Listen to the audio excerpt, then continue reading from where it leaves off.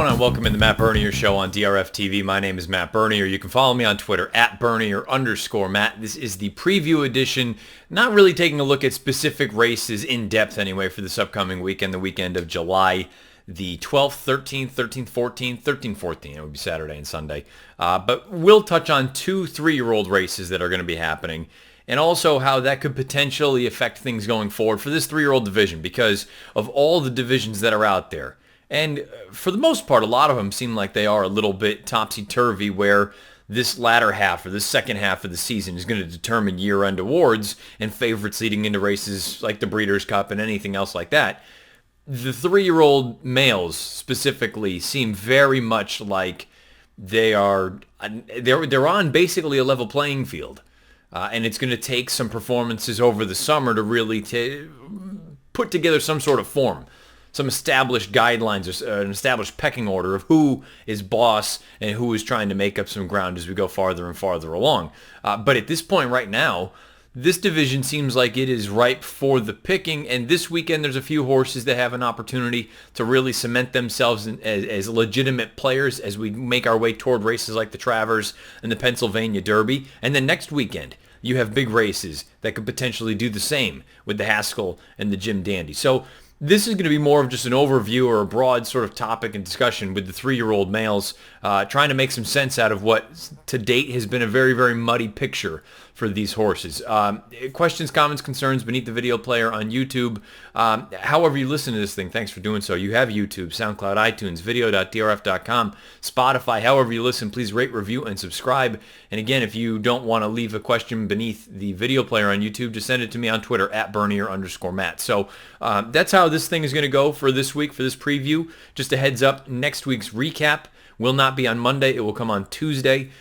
Just a little bit of a scheduling difference there, but it's all going to be coming in the same sort of fashion. And then probably leading into next weekend, maybe I'll do more of the deep dive. You will see some PPs, you will see some formulator instances and some things that I've highlighted for 2 big 3-year-old races this weekend, but I won't do a deep dive. It's going to be more kind of scratching the surface and then alluding to what could still be to come. So let's roll into it. Let's talk about the 3-year-old males here as we get ready for the big summer meetings. So as I said, there's a couple of 3-year-old races this weekend that could have major ramifications going forward. One of them is a race that actually there's a legitimate field put together. You can see right here on the screen, the Indiana Derby. It's a race. If you want the full in-depth stakes preview, head on over to video.drf.com or the Racing Forums YouTube channel.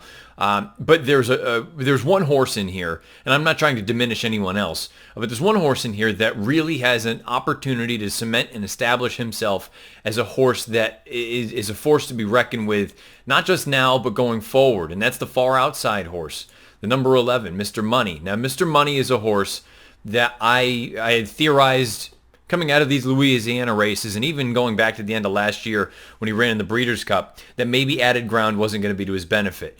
That still may end up being the case, but the way that he's run in each of his past 2 races, both of them happened at Churchill Downs, so you need to factor that in as well. And all 3 of his lifetime victories have come at Churchill Downs. But point being, the way that he has won, as impressive as he has in each of the past 2 races, and the speed figures that he has earned, you can see 98 Beyer speed figure in the Matt Win most recently, stretching back out to 2 turns. Raw 121 time form US rating. That matches up relatively nicely with the Pat Day Mile, where you're into 120 and a 96 Beyer. So the figures that this horse is earning now are more than capable of winning some of the biggest races. I like the move that Brett Calhoun is making here, keeping at a mile and 16th again, where you have a chance. You're going to bypass a race like the Haskell. You're going to bypass a race like the Jim Dandy, where not only are you coming here for good money, for another graded stakes effort, but you continue to build on this sort of confidence. You would think if he comes out there and he runs the way that he has in either of the past 2 races, he's going to be very difficult to beat. And I don't mean that as a knock against a horse like Math Wizard, who's in here and who's done some very good things for Saffie Joseph Jr. most recently, that very game second behind Owendale, who I'll talk about in a little bit. He earned a 98 Beyer, and he actually has the highest last out raw time form rating in that field for the Indiana Derby with a 123. Then there's Long Range Toddy, and there's some other legitimate runners in there. But Mr. Money is the one that feels like this is an opportunity for him to cement himself as a player going forward for a race like the Travers, or if the connections field at the 1.25 miles, you don't really want to test it right now, maybe they sit and they wait for the 1 1/8 Pennsylvania Derby. Another horse that's running on Saturday that has an opportunity to sort of reassert himself, because early on he was one of the big names, and he still is one of the big names, but I think he's been kind of out of sight, out of mind for a little bit here, where some of these other boys have continued to run, and we'll transition over to Los Alamitos. Now, the thing between the Indiana Derby, which you can see with Mr. Money breaking from post 11, and the Los Alamitos Derby is it's a field of 4 at Los Al, and Game Winner lays over this field. Now, you'll note the equipment changes, the blinkers go on. What you want to do with that, who knows? He did sport them, you see down here in his career debut. It's still one of those things, though, where, I mean, this horse is supposed to not only win, but he's supposed to win rather comfortably, regardless of coming off of a layoff, regardless of trying Los Alamitos for the first time. Game Winner, to me, is the horse that, coming out of that Kentucky Derby, you could make the argument, if it's not Maximum Security that ran the best race, it's Game Winner, because he was impossibly wide basically throughout every step of the way. And the way that he ran and finished at the end, the distance isn't a problem for him. And from a quality standpoint, sure, maybe his numbers have not really taken any sort of tremendous move forward, but this Kentucky Derby to me is far and away the best race he's ever run in his career, given how wide he was and given the amount of ground that he was making up at the end of the race over a sloppy sealed track that was his first time over that. Game Winner, to me, he and Mr. Money on Saturday have the opportunity where if they go out there and they do what they're supposed to do, specifically, put it this way, do what they're supposed to do, meaning if Mr. Money goes out there and wins emphatically, to me, he has squarely put himself in there. Game Winner better go out there and win emphatically, because if he goes out there and he's a little bit lackluster, but he still gets the job done, I'm still going to look at that as a little bit of a disappointment. He is supposed to, on paper, and I'll just quickly scroll through and you can see what he's running against. Feeling Strong, and I don't mean this is a knock to the connections or anyone else. Take a shot. It's a graded stakes race. Why not? But a career best buyer of 84 for Feeling Strong. And Kingley, his uncoupled stablemate. Most recently, No Match for Mucho, Gusto, or Roadster. A case can be made that neither of them, those horses, both Baffert horses, are as talented as Game Winner. And then on the outside, you have Parsimony, who from a number standpoint just does not stack up. I mean, Game Winner's supposed to go out there and win by open lengths. And if he doesn't, I'll be a little bit disappointed. I expect him to, even with the equipment change, even with Los Alamitos. If he does that, and Mr. Money does what I think he's capable of doing, even in that solid field with nice runners in Indiana, they both become very serious threats going forward for this 3-year-old division, because Game Winner will have righted the ship. He'll finally get back to the winner's circle. He hasn't won as a 3-year-old. Keep that in mind. Doesn't mean he's run poorly, but he hasn't won as a 3-year-old yet. And on the flip side, we go back to Mr. Money. He has an opportunity to string together 3 consecutive graded stakes wins. Granted, none of them are greater than grade 3 status, but the point is he is at least trending the right direction, where a lot of the other 3-year-olds are still kind of, just doggy paddling, just kind of, treading water at this point. Mr. Money would be on an upward trajectory. Game Winner would at least get back to his best ways. That transitions nicely into what's to come for the next 2 weeks. Let's take a look at those races now. Now, if those 2 horses do what they are capable of and what I think they're capable of on Saturday, then they set themselves up nicely going forward for those big races, whether it is the Travers or the Pennsylvania Derby. Next weekend, a number of horses have the opportunity to continue to progress along this very upward trajectory that they're on, or prove to everyone once and for all, let's say, or I shouldn't say once and for all, at this point, they are very clearly the best horse in the race or best horse in the division. And those races are going to be going on out at Monmouth Park, or next weekend anyway. We're going to transition back over to the split screen there, and we're going to see the replay from the Pegasus Stakes at Monmouth just a few weeks back. You see down here on the inside in those pink silks, that is Maximum Security. On the far outside, King for a Day. It sounds like they are both destined for a rematch in the Haskell coming up next Saturday afternoon down at Monmouth. If that's the case, you look at a horse like Maximum Security, who again, I don't think this is a poor effort for him in defeat. This was his first start since the Kentucky Derby, and he ran into a horse in King for a Day who was really nice as a 2-year-old for Pletcher, and this sort of continuing on an upward move for him is not a surprise, or it shouldn't be a surprise. He's always been cut out to be a good horse. If we get this rematch, which it looks like we're going to, that alone is going to be a pretty salty matchup. And you'll see that a horse like Maximum Security, hopefully he's tightened up and he takes that step forward, second start off the layoff. And then on the flip side, a horse like King for a Day, if he just continues this sort of momentum forward, he's going to be a force to be reckoned with. that would be good enough. But then you add in the possibility of a horse coming in from Southern California named Mucho Gusto for Bob Baffert. Now, look, we know Baffert's career record in the Haskell. It's been sensational over the past 10, 15 years, whatever it's been. Mucho Gusto is the kind of horse that early on when he first started running, I said, he's going to be a really nice one-turn horse. And who knows, maybe he still will be. But the way that he has performed recently going longer makes me think that, you know what, this is a prime candidate. And I said it in the recap after we're going to show this race, the Affirmed Stakes. After this, I said he feels like a prime Haskell type of horse where he has that ability to be forwardly placed. The distance now, it doesn't look like it's actually an issue for him. Looks like he's growing into his body. Keep in mind, he's a son of Mucho Macho Man who won at 1.25 miles. So the distance isn't really an issue. And when you look and see the tape of this horse, he's on the far outside right now. He's on cruise control. Look at those fractions too, and I get it. They're not blistering, and you see Roadster starting to pick up some steam from the back of the pack. But Mucho Gusto buries this field.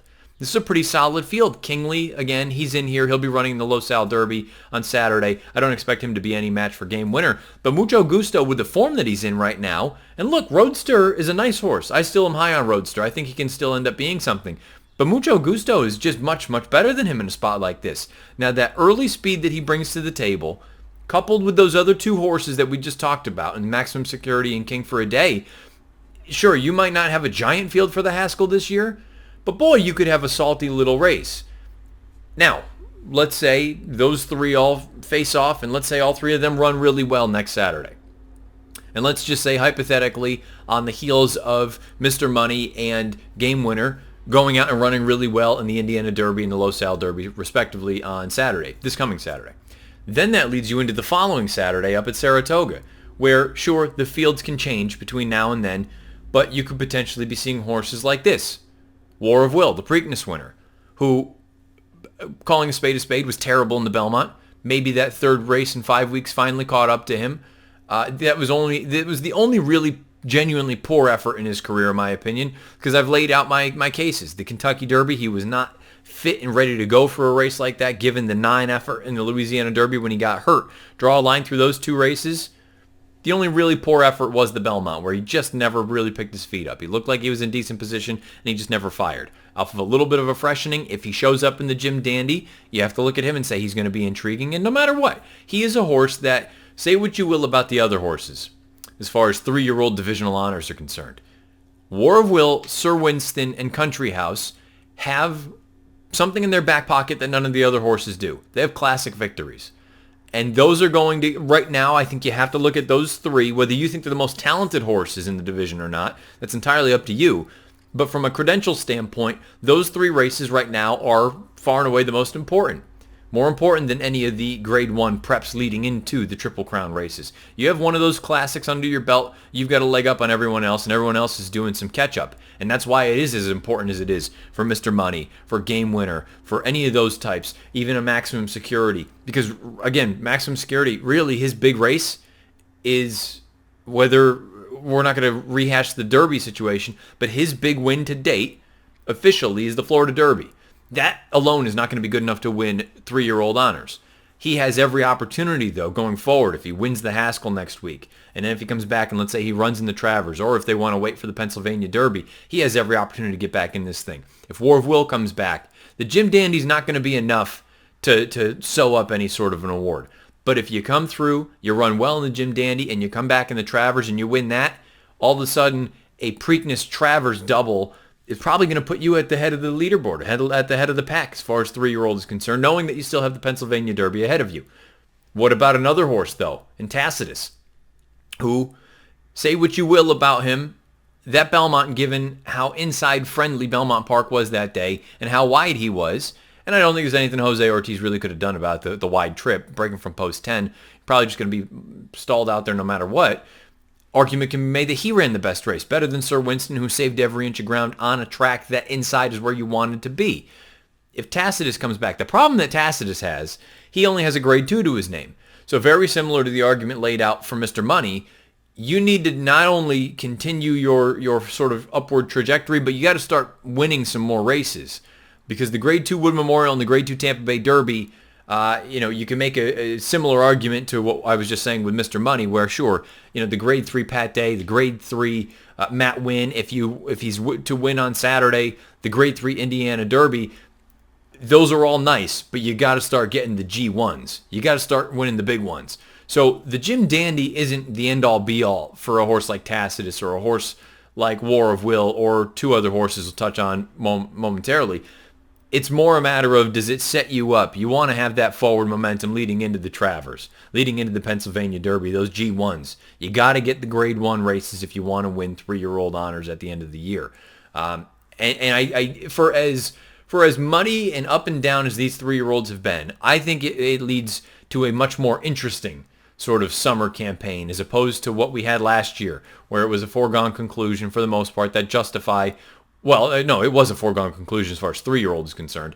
And Horse of the Year, more likely than not, and it ended up playing out that way. A year when American Pharoah, doesn't matter if he had lost all the other races, him winning the Triple Crown, he was going to win 3-year-old honors. Usually the horses that win any of the classics, they're at the head of the pack for 3-year-old honors unless something crazy like Arrowgate happens, where he shows up out of the blue and he's like a comet streaking through the sky and just, goes scorched earth on everyone. Other horses, though, that could potentially be looking at big things.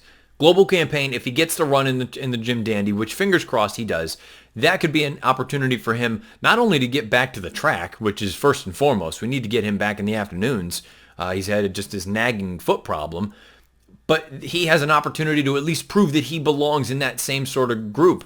Because all he did was go out there and finish very, very impressively defeating a horse in Sir Winston, who he returned to win the Belmont Stakes. So Global Campaign, he's lightly raced. He doesn't have any sort of a real case right now as 3-year-old divisional honors are concerned. But he's the horse that it feels like has plenty of upside, and all the upside, I would argue. We haven't seen his best yet, you wouldn't think. Physically, his that's been his biggest problem at this point, just keeping him together, keeping him in the races and getting him out there in the afternoons. But if he runs well in the Jim Dandy, should they go there, and then he can come back and prove that 1.25 miles is not a problem for him in the Travers, you win that. Maybe it's asking a lot to get 3 races out of a horse like this, given his foot problem and his injury history in a short amount of time. But Global Campaign would at least be building a campaign, no pun intended, for himself as 3-year-old, should he be able to get out there and parlay a good Jim Dandy effort into a Grade 1 Travers victory, that sort of thing. And if not a horse like this, why not a horse like Owendale for Brad Cox? Now, Brad Cox and Owendale is another one similar to what I was talking about with Mr. Money.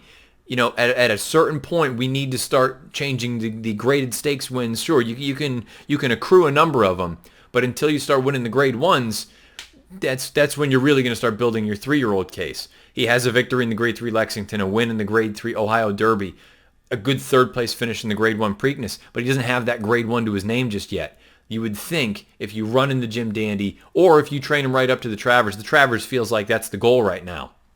You go out there, you get that, and especially if nothing else really happens, if War of Will doesn't win any of these, if Maximum Security doesn't win anything, if Tacitus doesn't win anything, if a horse like Mr. Money or Game Winner, if they don't go on and win anything, a horse like Owendale, that's when all of those little minor graded stakes wins. And I say minor graded stakes, it's a little bit of a, it's kind of contradictory because a graded stake is not a minor stake, but you get what I'm saying. Compared to the Grade 1s, the giant ones, all of a sudden then if you do add a Grade 1 Travers to your credentials of a win in the Ohio Derby, a win in the Lexington, and a 3rd in the Preakness, then you have probably every bit as good a case as anyone saying, you know what, we have a Grade 1, everybody else only has one Grade 1, we've got a number of smaller graded stakes races compared to the giant ones, and sure, maybe they may not have a classic in their back pocket, but the Travers is damn close to a classic. And then from there, then you move on to the Pennsylvania Derby, where it could just be all hell breaking loose in a matter of, it would almost, to me, be more interesting if this sort of pattern continues, if this trend continues, because then that Pennsylvania Derby, you'd probably be looking at a 14-horse field or whatever what the max is that Parks can hold, and you're probably going to get all the names, because that's basically going to be your opportunity to get a leg up on everyone else in the division. I just think it's a fascinating group. I don't know that, I've gone on record a number of times saying it's far too early to be making definitive statements about, are these horses good, are they not good, is the crop good, is the crop bad, whatever it may be. But it's an entertaining group. It's a group that, sure, they may be taking turns right now, but it's still only midway through the season. And we have a lot of racing coming up over the next 6, 7, 8 weeks that's going to go a long way into showing off who's boss in this division. And you know what the crazy thing is? There's still an opportunity for a horse that we haven't even talked about. And I'm not saying that there's not one horse in my mind, but this could be an Arrowgate season when there's a 3-year-old that's a little bit of a late developer, a late bloomer, maybe he had some little physical things, and all of a sudden he just comes out of nowhere and blitzes the field. It's totally possible. All I'm saying is this may not be an historic 3-year-old group to this point. Maybe down the road it'll prove differently. But it's been an entertaining group, and there is opportunities for all horses and all connections. You go out there and take care of business now, you have every opportunity to sew up some year-end awards. Maybe it wouldn't be Horse of the Year. You got every chance to win 3-year-old champion, though. Figured it was just a good time to go and sort of lay the groundwork for what we have to come for the next immediate 3 weeks, but then knowing that everyone's going to have an eye on things coming down the road, the Travers, the Pennsylvania Derby. And maybe this is going to be one of those instances too. I would say probably one of the more vocal people discussing the idea of, I don't think the 3-year-olds should be the glamour division. In any other sport, the college divisions or the college ranks are not nearly what the professional ranks are. Do they do great, and do they have their main events? Of course. March Madness, bowl season, College World Series, softball World Series, the whole nine. I mean, up in my neck of the woods, hockey, obviously the Frozen Four, those sort of things. But none of them realistically are as good as the professionals are, and their sort of playoffs or their championships, whatever the case may be. And so, sometimes some of the 3-year-olds, some of the collegiates are then capable of going on and performing at the biggest level for the sort of professionals, or in this case, the older horses. I feel like the older horses should be the focal point. It's not the case. So, we do with it what we do. The 3-year-olds are what most people are most interested in, and therefore we talk about them. I think this could be one of those instances where once the Pennsylvania Derby turned into a Grade 1, it felt like it was going to really cannibalize a race like the Jockey Club Gold Cup for a number of reasons. One, you don't have to face older horses, and two, it's at 9 furlongs as opposed to 10 furlongs. And, do you want to have the possibility of running in the Travers at 10 furlongs, having to run in the Jockey Club Gold Cup at 10 furlongs, and then theoretically the Breeders' Cup Classic at 10 furlongs? Do you want to have 3 consecutive 1.25 mile races? The Pennsylvania Derby now offers the opportunity to get back to 9 furlongs, stay within your division, not having to face older horses, before then you go back to 10 furlongs and taking on your elders. I do wonder if this is a chance now, though, where is the door open for a 3-year-old to sort of take the path less traveled now, or the less fancied path where, let's just say I laid out the sort of the crazy scenario where no one really establishes themselves between now and the Travers or through the Travers.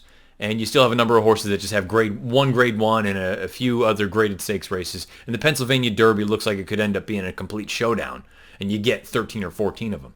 Well, who's to say that some of the horses that are best bred for the 10 furlongs, at that point, depending on who it looks like is going to sign up for the Jockey Club Gold Cup, who's to say that one of these 3-year-olds doesn't say, you know what, rather than take on all of them, let me take this path, and we'll take our chances. Yes, it's against older horses, but we like our chances better at 10 furlongs than we do at 9 furlongs against some of these other horses that are a little bit maybe speedier or whatever the case may be. Who's to say that that sort of thing doesn't happen? Then maybe the Jockey Club Gold Cup comes back in raging form. Now, keep in mind, you could be dealing with some real monsters in that race. The Jockey Club has been a very, very nice race for years and years. I'm just throwing things out there, just different avenues. There are more ways to get to your ultimate goal than just sort of the cookie cutter plan. And it'll be very fascinating to see what these connections do over the next handful of weeks. And I'm saying all this, maybe somebody is going to go, maybe it'll be Maximum Security, or maybe it'll be King for a Day, or maybe it'll be Mr. Money or Game Winner, and somebody just goes and runs the table. Game Winner wins the Los Al Derby, wins the Travers, he wins the Pennsylvania Derby, he wins the Breeders' Cup Class, or something crazy like that. Not out of the realm of possibility for any of these horses.